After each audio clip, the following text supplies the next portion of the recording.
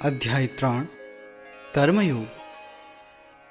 અર્જુને કહ્યું, હે જનાર્દન, હે કેશવ, જો તમે બુદ્ધિને સકામ કર્મ કરતા શ્રેષ્ઠ માનતા હો તો પછી તમે મને આ ઘોર યુદ્ધ કરવા શા માટે પ્રેરી રહ્યા છો? આપના દ્વિઅર્થી ઉપદેશોથી મારી મતિ મૂંઝાઈ ગઈ છે, તેથી કૃપા કરી મને નિશ્ચયપૂર્વક જણાવો કે આમાંથી મારે માટે સૌથી હિતાવહ શું છે? પૂર્ણ પુરુષોત્તમ પરમેશ્વર બોલ્યા, હે નિષ્પાપ અર્જુન, મેં પૂર્વે સ્પષ્ટતા કરેલી જ છે કે આત્મ સાક્ષાત્કાર પામવાનો પ્રયત્ન કરનારા મનુષ્યોના બે વર્ગ હોય છે। કેટલાક જ્ઞાન યોગ દ્વારા આને સમજવાનું વલણ ધરાવે છે અને બીજા કેટલાક ભક્તિ યોગ દ્વારા સમજે છે। મનુષ્યની કર્મનો સમૂળગો પ્રારંભ ન કરવાથી ન તો કર્મફળથી મુક્તિ પ્રાપ્ત થાય છે અને ન તો કર્મ ત્યાગથી તેને પૂર્ણતા સિદ્ધ થાય છે। પ્રત્યેક વ્યક્તિને તેણે ભૌતિક પ્રકૃતિ દ્વારા મેળવેલા ગુણો અનુસાર વિવશ થઈને કર્મ કરવું જ પડે છે। તેથી કોઈ પણ મનુષ્ય એક ક્ષણ માટે પણ કર્મ કર્યા વિના રહી શકતો નથી। જે મનુષ્ય કર્મેન્દ્રિયોને કાબૂમાં રાખે છે પરંતુ મનમાં ઇન્દ્રિયોના વિષયોનું ચિંતન કરતો રહે છે, તે નિસંદેહ પોતાને છેતરે છે અને ઢોંગી કહેવાય છે। પરંતુ જો કોઈ નિષ્ઠાવાન મનુષ્ય કર્મેન્દ્રિયોને મન દ્વારા નિયંત્રિત કરવાનો પ્રયત્ન કરે છે અને અનાસક્ત થઈને કર્મયોગ અર્થાત કૃષ્ણ ભાવનામય કર્મનો આરંભ કરે છે તો તે ઘણો ચડિયાતો છે। તું તારું નિયત કર્તવ્ય કર્મ કર, કારણ કે કર્મ નહીં કરવા કરતા કર્મ કરવું વધુ સારું છે। કામ કર્યા વિના મનુષ્ય પોતાના દેહનો નિર્વાહ પણ કરી શકતો નથી। વિષ્ણુ પ્રીત્યર્થે યજ્ઞ તરીકે કર્મ કરવું જોઈએ, અન્યથા આ ભૌતિક જગતમાં કર્મના બંધન ઉત્પન્ન થાય છે। માટે હે કૌંતેય, તું તેમની પ્રસન્નતા અર્થે નિયત કર્મ કર। એ રીતે તું સદા અનાસક્ત અને બંધનમાંથી મુક્ત રહીશ। સર્જનના પ્રારંભે સમસ્ત પ્રાણીઓના સ્વામીએ વિષ્ણુ માટેના યજ્ઞ સહિત મનુષ્યો તથા દેવોના વંશનું સર્જન કર્યું અને તેમને આશીર્વચન કહ્યા, તમે આ યજ્ઞથી સુખી રહો, કારણ કે એ કરવાથી તમને સુખપૂર્વક રહેવા અને મુક્તિ પામવા માટે સર્વ ઇચ્છિત વસ્તુઓ પ્રાપ્ત થઈ શકશે।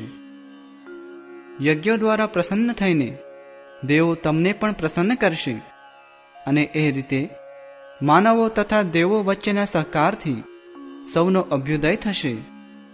જીવનની વિવિધ જરૂરિયાતોની પૂર્તિ કરનારા વિભિન્ન દેવો યજ્ઞ સંપન્ન કરવાથી પ્રસન્ન થઈને તમારી બધી જરૂરિયાતોની પૂર્તિ કરશે। પરંતુ જે મનુષ્ય આ પ્રાપ્ત ઉપહારો દેવોને અર્પણ કર્યા વગર પોતે ભોગવશે તે નક્કી ચોર જ છે। ભગવાનના ભક્તો સર્વ પ્રકારના પાપમાંથી મુક્ત થઈ જાય છે, કારણ કે તેઓ યજ્ઞમાં પ્રથમ અર્પિત કરેલું ભોજન અર્થાત પ્રસાદ જ લે છે। અન્ય લોકો જેઓ પોતાના જ ઇન્દ્રિય સુખ માટે ભોજન બનાવે છે તેઓ નક્કી પાપ જ ખાય છે। બધા દેહધારી પ્રાણીઓ અન્ન ખાઈને પોષણ પામે છે અને અન્ન વરસાદથી ઉત્પન્ન થાય છે। વરસાદ યજ્ઞ કરવાથી વરસે છે અને યજ્ઞ નિયત કર્મો કરવાથી થાય છે। નિયંત્રિત કર્મોનો નિર્દેશ વેદોમાં થયો છે અને વેદો પૂર્ણ પુરુષોત્તમ પરમેશ્વરમાંથી પ્રગટ થાય છે। પરિણામે સર્વવ્યાપી બ્રહ્મ યજ્ઞોમાં સદૈવ અવસ્થિત છે।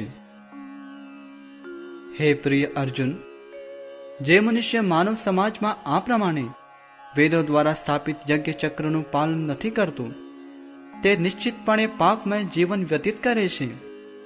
આવો મનુષ્ય માત્ર ઇન્દ્રિય તૃપ્તિ માટે જીવિત રહીને નિરર્થક જીવન વ્યતીત કરે છે। પરંતુ જે મનુષ્ય આત્મામાં જ આનંદ પામે છે તથા જેનું જીવન આત્મા સાક્ષાત્કાર યુક્ત હોય છે અને જે પોતાની અંદર જ પૂર્ણપણે સંતુષ્ટ રહે છે તેને માટે કશું કર્તવ્ય રહેતું નથી। આત્મ સાક્ષાત્કાર પામેલા મનુષ્યને નિયત કર્મ કરવાની ન તો જરૂર રહે છે અને ન તો આવું કર્મ ન કરવાનું કોઈ કારણ હોય છે. વળી અન્ય જીવાત્મા પર નિર્ભર રહેવાની પણ તેને જરૂર હોતી નથી. તેથી કર્મના ફળમાં આસક્ત થયા વગર મનુષ્ય પોતાનું કર્તવ્ય સમજીને નિરંતર કર્મ કરતા રહેવું જોઈએ. કારણ કે અનાસક્ત રહી કર્મ કરવાથી મનુષ્યને પરમેશ્વરની પ્રાપ્તિ થાય છે. જનક જેવા રાજાઓએ માત્ર નિયત કર્તવ્ય કરવાથી જ સિદ્ધિ પ્રાપ્ત કરી હતી. માટે સાધારણ જન સમુદાયને શિક્ષિત કરવા માટે પણ તારે કર્તવ્ય કર્મ કરવું જોઈએ. મહાપુરુષ જે આચરણ કરે છે તેનું અનુસરણ સામાન્ય મનુષ્યો કરે છે અને ઉદાહરણરૂપ આચરણ દ્વારા તે જે આદર્શ પ્રસ્થાપિત કરે છે તેનું સમગ્ર જગત અનુસરણ કરે છે. હે પૃથાપુત્ર, ત્રણેય લોકમાં મારા માટે કોઈ પણ કર્મ નિયત કરેલ નથી.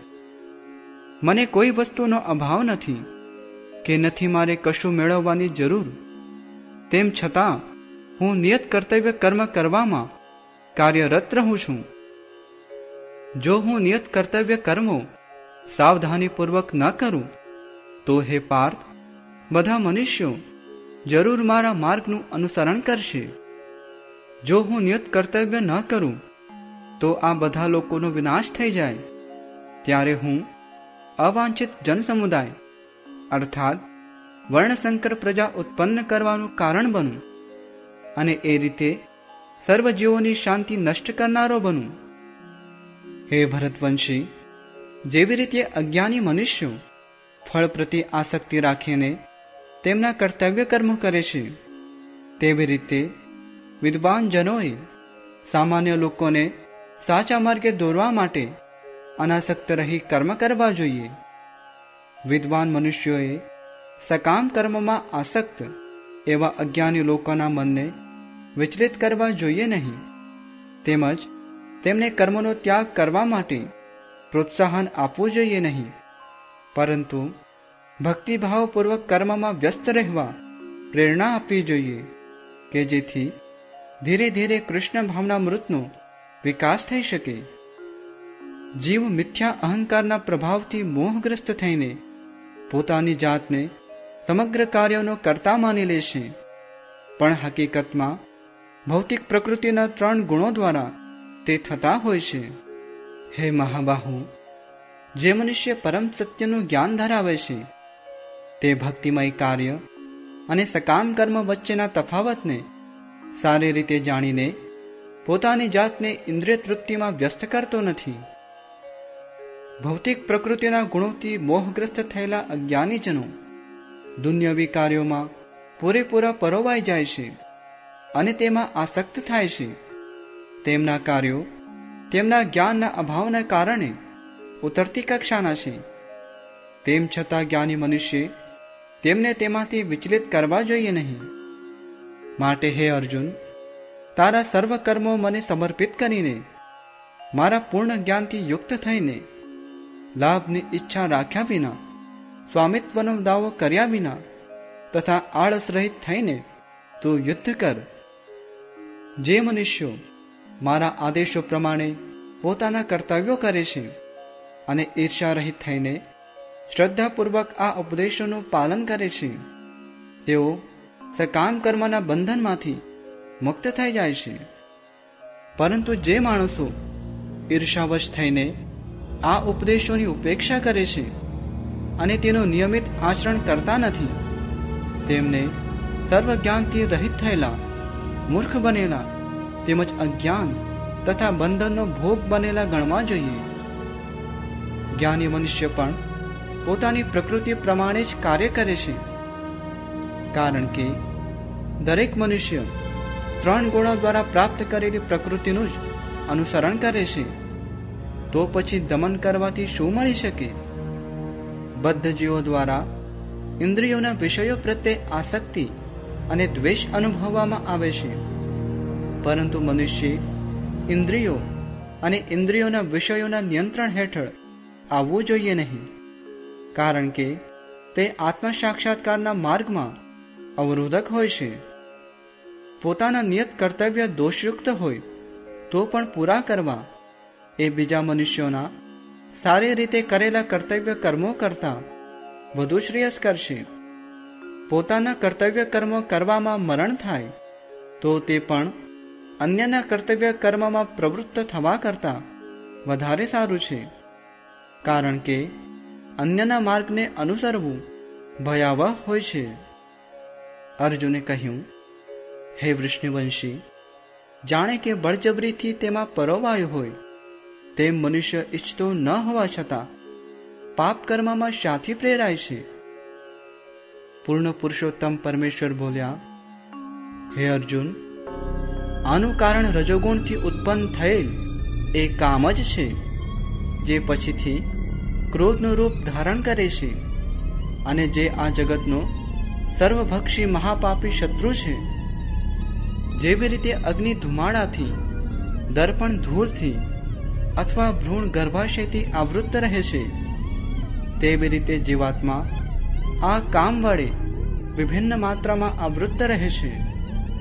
એ રીતે જ્ઞાની જીવાત્માની શુદ્ધ ચેતના કામરૂપી સનાતન શત્રુ દ્વારા ઢંકાઈ જાય છે અને આ કામ કદાપી સંતુષ્ટ થતો નથી તથા અગ્નિની જેમ બળતો રહે છે. ઇન્દ્રિયો, મન તથા બુદ્ધિ એ આ કામના નિવાસ સ્થાનો છે. તેમના દ્વારા આ કામ જીવાત્માના વાસ્તવિક જ્ઞાનને ઢાંકી દે છે અને તેને મોહિત કરે છે. માટે હે ભરતવંશીઓમાં શ્રેષ્ઠ અર્જુન, શરૂઆતમાં જ ઇન્દ્રિયોનું નિયમન કરીને પાપના આ મહાન પ્રતીક અર્થાત કામનું દમન કર અને જ્ઞાન તથા આત્મ સાક્ષાત્કારના વિનાશકર્તાનો વધ કર.